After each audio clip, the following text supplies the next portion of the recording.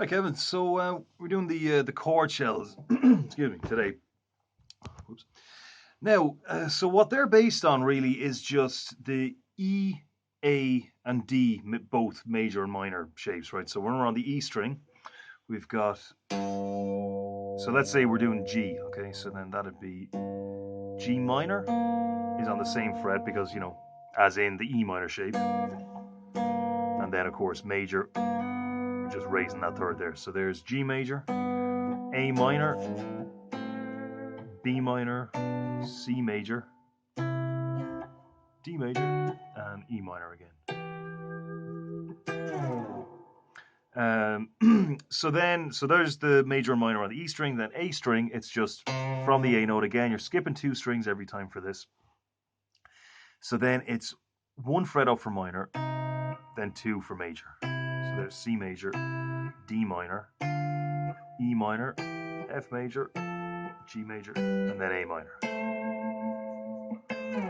Okay, so then going down to the D shapes, it's the same thing, right? So just root note on the D note, skip two strings, up one for minor, as in the D minor shape. So in this case, it's three frets up, so it'd be F minor, and then F major. So two frets up. So there's F major, G minor, A minor, B flat major, C major, and D minor. So it's a good exercise. Just obviously, just knowing that in theory is really not enough for this idea to be really usable. You need to know where to find them and quickly as well, right? So that just takes experience of going around the fretboard. That's why we've kind of gone through a couple of different chord examples. So like if we say F major, then that's going to be here, or here, or here. Okay, so knowing where to find each note quickly. So when you're various different mileposts can kind of help out as well. For example, this is A because from tuning it that's the same note. So this is D here. So then it follows then that must be E.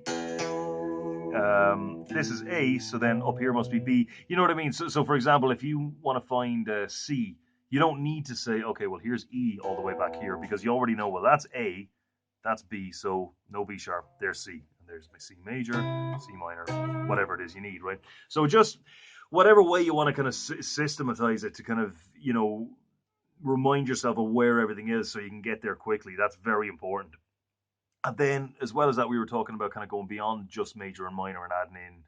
You can pretty much add in whatever other degree you want. We did, in our case, it was sevens. So if you're going to add something to a chord beyond the first, the third, and the fifth, well, the fifth isn't in it because we were talking about why that's not necessary generally. It's probably going to be the seventh. So, for example, with C major 7, we know that C major 7, well, so we take the A major 7 shape, because we're going to be basing this off the A string, bring it up 3 frets to get a C. Now, 1, 2, 3, 4, 5. There's our fifth. So we can get rid of that. There's that major 7. So that's an operative note there, and we've got.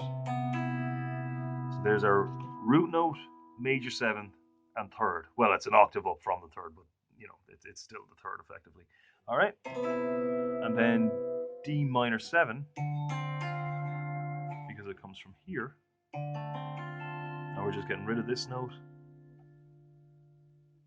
and keeping these two. Skip.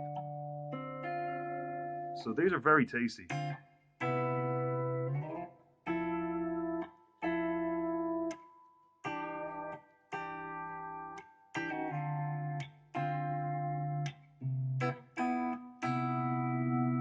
A lot of emotion with very few notes, and that's kind of the idea of these things.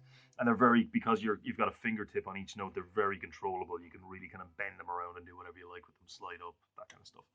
So yeah, so try other songs. Try playing them like that. Because there's 3 different options for each major or minor chord you could have. There's the E shape, the A shape, and the D shape. So plenty of different places you can put it around the fretboard: low octave, high octave, lots of different options. So you get on with it. All right, have a good one.